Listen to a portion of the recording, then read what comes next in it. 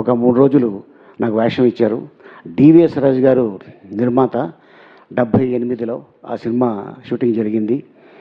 And ఆ సినిమాకి ఆ 3 రోజులకు కలిపి నాకు ₹150 ఇస్తే మా అమ్మకి ₹100 ఇచ్చి ఒక ₹50 మన భాషలో చెప్పాలంటే నొక్కేసా.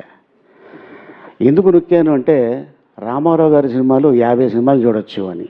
ఎందుకంటే 75 పైసా టికెట్. ఇలాగే థియేటర్లో కూర్చొని సినిమాలు చూశాను స్క్రీన్ మీద.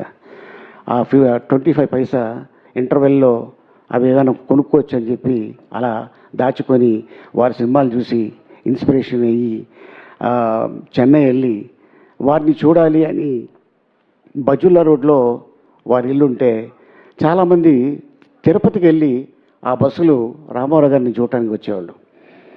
వారి ఇంటి ఎదురుగుంటానే దర్శరత్న మన దాసనారాయణరావు గారి ఇల్లు ఉండేది. అక్కడ తిరుపతిలో ఆ స్వామిని చూసుకొని చెన్నైలో వచ్చి రామారావు గారిని చూసుకొని మళ్ళీ వాళ్ళు ఊరికి వెళ్ళిపోతే అమ్మయ్య ఫుల్ఫిల్ అయ్యింది మన ట్రిప్పు, మన యాత్ర అనుకొని అప్పుడు వచ్చేవాళ్ళు. సో అట్టాగా కెరియర్ మొదలుపెట్టి ఇప్పుడు 2028 వస్తే నేను ఇండస్ట్రీకి వచ్చి 50 ఏళ్ళు అవుతుంది.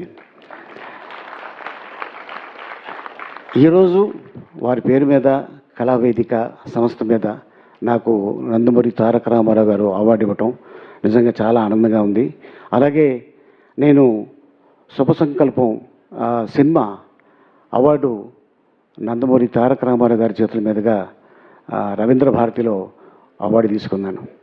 ఆ రోజు నా గురించి ఆల్మోస్ట్ మిగతా ఆర్టిస్టుల గురించి 1 మినిట్ మాట్లాడితే నా గురించి రామారావు గారు ఆ రోజున 2 మినిట్స్ మాట్లాడి చిన్నప్పుడే ఇండస్ట్రీకి వచ్చి ఎంతో ఏ సపోర్టు లేకుండా వాడికి వాడే ఎదిగి ఈ రోజున ఒక హీరోగా ఒక కమెడియన్గా యాక్ట్ చేశాడంటే నిజంగా అది భగవంతుడు దయ.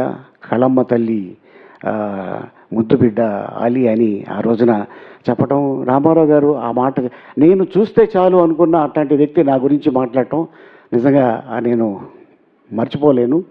ఈ రోజున వారి పేరు మీదుగా అది కూడా బక్రీద్ రోజున నందమూరి తారక రామారావు గారు అవార్డు తీసుకోవటం అనేది నిజంగా చాలా ఆనందంగా ఉంది. అది కూడా నా భార్యతో పాటు నేను చెప్పా ఇలాగా అవార్డు ఉందంటే నేను వస్తానండి అంటే తప్పకుండా రా అని చెప్పి తీసుకురావడం జరిగింది.